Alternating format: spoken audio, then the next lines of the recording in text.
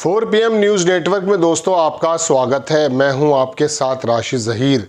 पूरी दुनिया में चर्चा का विषय बना हुआ है ये मामला कि अमेरिका का एक बहुत बड़ा अधिकारी, सेंटकॉम का अधिकारी, वो ये कह रहा है कि पाकिस्तान हमारा फिनोमिनल पार्टनर है, अभूतपूर्व साथी है। भारत के बारे में भी कहा, लेकिन बराबर झटके पर झटके अमेरिका और ट्रंप की सरकार से मिल रहे हैं। मोदी जी के उस बनाए हुए संरचना को, उस चक्रव्यूह को, जिसके बारे में ये कहा जा रहा था कि साहब ये विश्व गुरु बन गए। बात यह है दोस्तों, एक तो बात है ये, दूसरी बात पाकिस्तान का जो जनरल आसिम मुनीर है उसको अपनी मिलिट्री परेड के अंदर बुलाया गया है और कांग्रेस ने इस पर बड़ा तीखा जवाब दिया।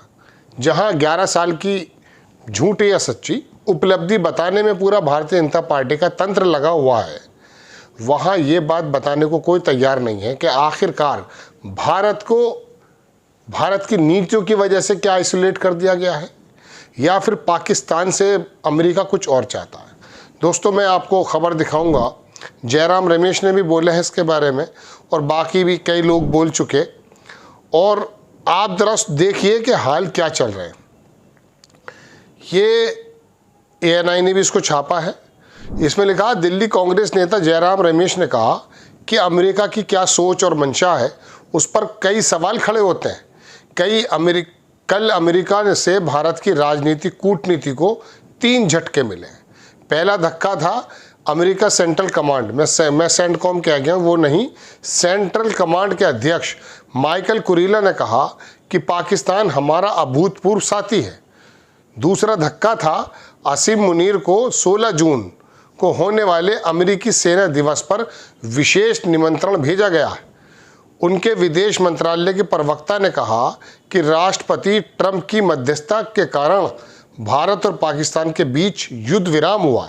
ये चेतावनी और चुनौती है, हमें इसे समझना चाहिए, इसका सामना करना चाहिए। प्रधानमंत्री मोदी को सर्वदलीय बैठक बुलानी चाहिए। लेकिन प्रधानमंत्री तो सिर्फ उन्हीं लोगों को बुलाकर से संतुष्ट हो गए जो डेलीगेशन में गए थे। क्या यह डेलीगेशन इसलिए भेजा गया था कि अमेरिका के कुछ अधिकारियों को भी कन्विंस नहीं कर पाए कि पाकिस्तान किस प्रकार से आतंकवादी गतिविधियों में संलिप्त रहा है? उसको UNO में क्या बना दिया गया वो छोड़ दीजिए, लेकिन बात यह है कि वो जनरल आसिम मुनीर, जिसके बारे में हमारा ये मानना है कि पहलगाम की घटना भी शायद उसके वक्तव्य के बाद ही निकली है, और ये तमाम दुनिया जानती है कि पाकिस्तान किस तरह की, मैं कह सकता हूं कि गतिविधियों में संलिप्तता रही है। ये छोटा सा बयान देखें आप इनका, और फिर मैं आपको ये बताना चाहता हूं कि ये डेलीगेशन जो गया था वो तो इतना भी नहीं कर पाया कि अमेरिका के कुछ अधिकारियों को ही कन्विंस कर लें। छोटा सा वीडियो देखें। अमेरिका क्या मंशा है, क्या सोच है, उस पर कई सवाल खड़े होते हैं। 3 बड़े झटके मिले हैं हमारे कूटनीति को। पहला धक्का ये था कि US सेंट्रल कमांड, जो संयुक्त कमान होता है, फ्लोरिडा में स्थित है। 11 ऐसे संयुक्त कमांड हैं अमेरिका के, और सबसे महत्वपूर्ण कमांड सेंट्रल कमांड होता है। उसके अध्यक्ष जनरल किरिला, माइकल किरिला ने एक अजीबोगरीब बयान दिया है कि पाकिस्तान हमारा फिनोमिनल पार्टनर है। फिनोमिनल माने अभूतपूर्व, असाधारण, शानदार साझेदारी है अमेरिका और पाकिस्तान के बीच में आतंकवाद के खिलाफ जो अभियान चलाया जा रहा है। कमाल है, पहली बार अमेरिकी ओर से ये शब्द का इस्तेमाल किया जा रहा है, फिनोमिनल पार्टनर, यानी कि असाधारण, अभूतपूर्व, शानदार साझेदारी है पाकिस्तान के साथ। ये तो बिल्कुल एक बहुत बड़ा धक्का। दूसरा धक्का जो जानकारी आई, जो फील्ड मार्शल हैं, यानी कि वो फील्ड मार्शल हैं, फील्ड मार्शल नहीं, आसिफ मुनीर, जो पहलगाम के आतंकवादी हमलों के पहले, कुछ ही दिन पहले, एक सांप्रदायिक जहर से भरा हुआ भड़काऊ और उत्तेजक भाषण दिया था, उसी आसिफ मुनीर को अमेरिकी के सेना दिवस जो 14 जून को होने वाला है, उनको एक विशेष निमंत्रण दिया गया है। इसका क्या हम मायने समझे, मंशा क्या है अमेरिका का? और तीसरा बड़ा धक्का, US स्टेट डिपार्टमेंट यानी कि विदेश मंत्रालय के जो प्रवक्ता हैं वो वीडियो भी है, वो सब वीडियो निकला है। कल वो परसों दिन का प्रेस कॉन्फ्रेंस है और कल निकला था कि वो कहते हैं कि राष्ट्रपति ट्रंप की मध्यस्थता के कारण भारत और पाकिस्तान के बीच में युद्ध विराम हुआ, और सब लोग जानते हैं कि राष्ट्रपति ट्रंप ने ही करवाया है, और राष्ट्रपति ट्रंप के कारण भारत और पाकिस्तान के बीच में अभी युद्ध विराम हुआ है। ये तो बार बार कहा जा रहा है और फिर से दोहराया गया है, 14 या 15 बार कहा गया। तो ये 3 बड़े घटने हैं, 3 बड़े धक्के हैं। ये चेतावनी भी है और चुनौती भी है। इस चेतावनी को हमें समझना चाहिए, इस चेतावनी का सामना हमें करना चाहिए। प्रधानमंत्री को सर्वदलीय बैठक बुलाना जरूरी है, विशेष सत्र बुलाएं, सर्वदलीय बैठक बुलाएं, सांसदों से बात हो गई, चुने सांसद जो उन्होंने भेजा था प्रतिनिधिमंडल में, पर जो हमारे नेता हैं, विपक्ष के नेता हैं, जो 16 नेताओं ने उनको एक खत भेजा है, उनको तो बुलाइए, सर्वदलीय बैठक की अध्यक्षता कीजिए, उनको विश्वास में लीजिए।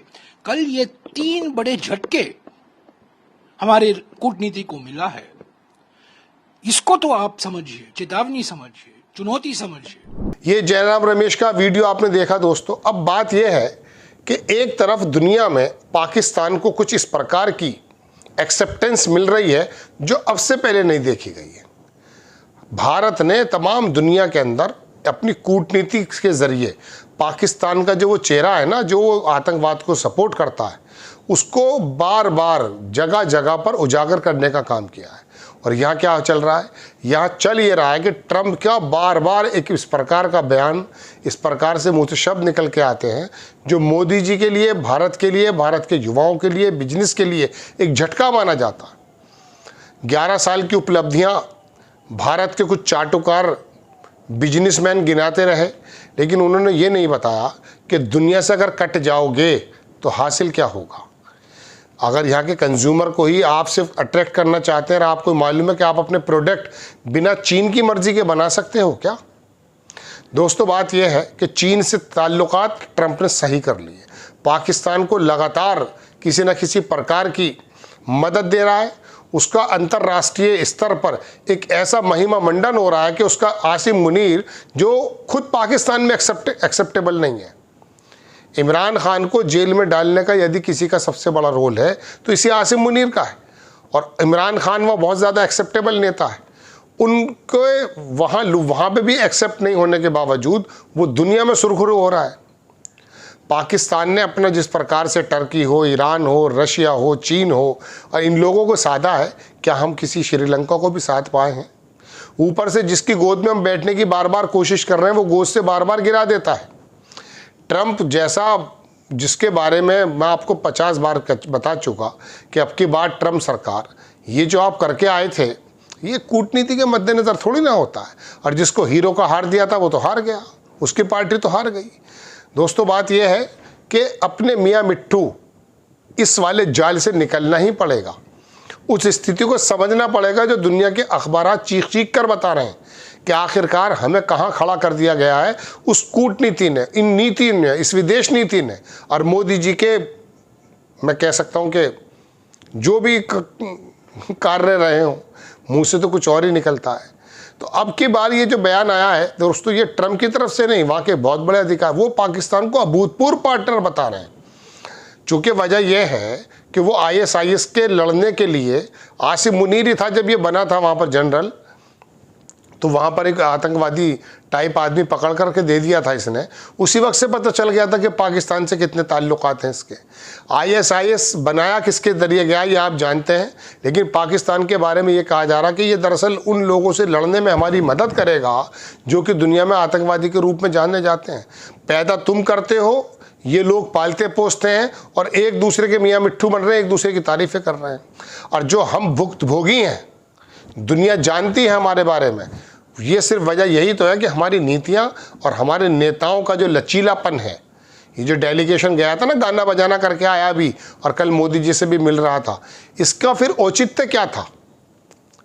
जब ये शहबाज शरीफ जैसे ही ऑपरेशन सिंदूर हुआ, घूमने लगा था दुनिया भर के मुल्कों में, वहाँ जा कर के नई नई चीज़ें भी लेकर आया।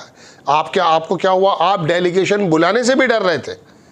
कम से कम जब आपको विपक्षी पार्टियों ने सबने समर्थन खुल करके दे दिया था तो आप खुल करके विचार विमर्श करते कि ऐसे समय में क्या किया जाएगा।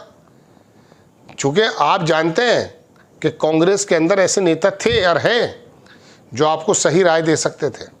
उसकी नीतियाँ, उसकी विदेश नीतियाँ पूरी दुनिया के अंदर एक ऐसी सुरखुरू करके भारत को उठाया था। और अब यह हाल है कि लंका हो या नेपाल, भूटान हो या आसपास के मुल्क, वो भी लिफ्ट नहीं दे रहे हैं। बल्कि यूनुस का कल एक बयान आया, वो मैं अलग से एपिसोड बनाऊंगा, देखिएगा आप। दोस्तों, बात यह है कि चीन से ये मुँह दर मुँह करना, मैं ये नहीं कह रहा उसके आगे झुक जाइए, रूस उसके आगे झुका नहीं है, बिल्कुल पैरेलल चलता है। और चीन झुका भी नहीं रहा किसी को, बिजनेस दे रहा है, बिजनेस ले रहा है। अमेरिका को झुका करके बराबर में लेकर आया, तब जाके मिनरल्स का सौदा हुआ है। तो आप भी पाकिस्तान की तरह, मैं शुरू से कहता हूं कि दो हाथ करते रहिएगा। अब थोड़े दिन में आप खबर सुन लेंगे कि पाकिस्तान ब्रिक्स का मेंबर बन जाएगा, देख लीजिएगा आप। और ये अमेरिका के बिल्कुल खिलाफ कदम होगा। और हैरत ये होगी कि अमेरिका उस पर नाराज़गी जाहिर नहीं कर सकता। हमें तो धमकियाँ दी जा रही हैं कि ब्रिक्स से दूर रहो, ब्रिक्स की करेंसी से दूर रहो, इसके रहो, और हम चुपचाप सुनते रहते हैं। हमारे भारतीयों का वहाँ जो तस्वीरें आ रही हैं, आप देख रहे हैं कि वहाँ के जो लोकल फोर्सेस हैं वो किस तरह से उनका परसिक्यूशन कर रहे हैं, दबा रहे हैं उनको। क्या किसी की कहने की हिम्मत हो रही है? ऊपर से हम पे इल्ज़ामात ये हैं जो मैंने आपको बताए। आपको खबर कैसी लगी अपनी राय कमेंट्स बॉक्स में ज़रूर दीजिए। चैनल को सब्सक्राइब कीजिए, शेयर कीजिए। नेक्स्ट टाइम में किसी खबर के साथ हाजिर होता हूँ। जय हिंद।